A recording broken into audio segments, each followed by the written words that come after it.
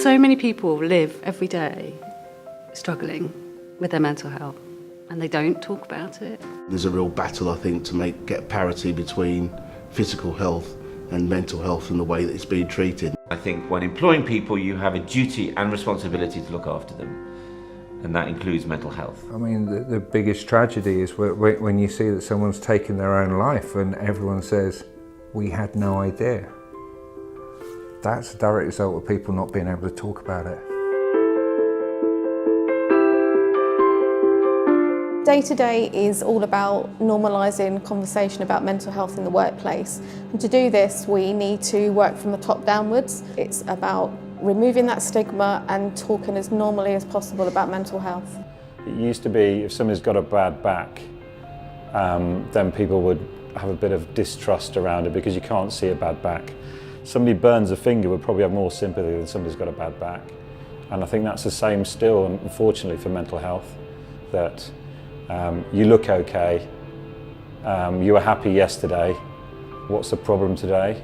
I think it's really hard to talk in general terms because I meet some people I think are coping exceptionally well, very open, and then they confide in you that every day's a challenge. I think too many times people will end up sometimes going sick or sometimes moving away from the business because they feel unsupported, but they never actually asked. They never actually had the discussion because they didn't feel it was appropriate. They would be seen as an issue. We embrace every problem that any member of staff or any player has is shared amongst us all. And I think, I'm not sort of too au fait with, the various cliches, but, a problem shared is a problem halved.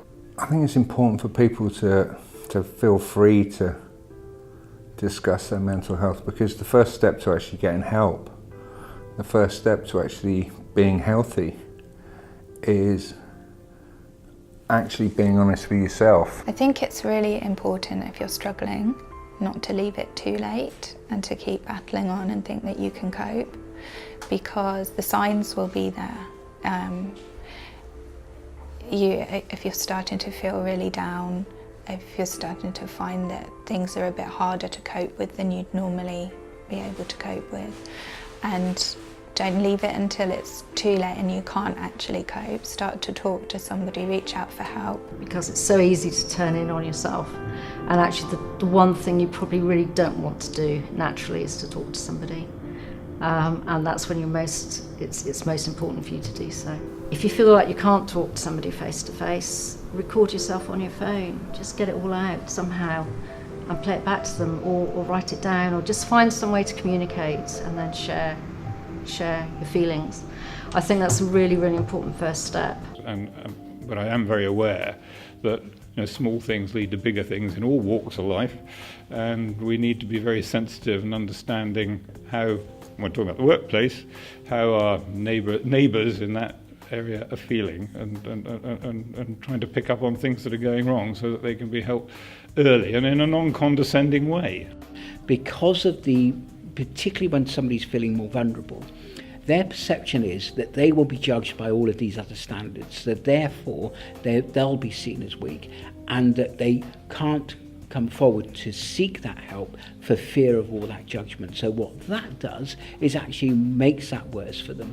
It potentially escalates them into poorer mental health because of the stigma that they've then self-stigmatised to the extent that they just don't seek that help that they need.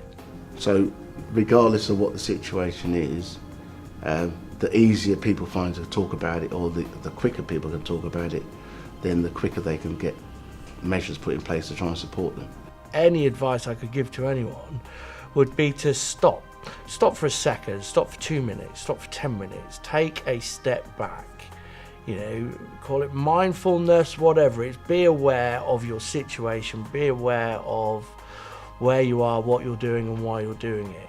It was after I kind of relapsed I had an eating disorder, so I relapsed kind of in a different way, and then I kind of realised, obviously I've had support and that's great, so I kind of looked back on that and then it just kind of clicked and I was like, Romy, do something about it, just help yourself. If you're in a workplace where the task that you've got to do is not good for your mental health, then maybe that's a decision you've got to make, that maybe that line of work is not for you, find something that is for you, because at the end of the day you only have one mental health, and you've got to look after it.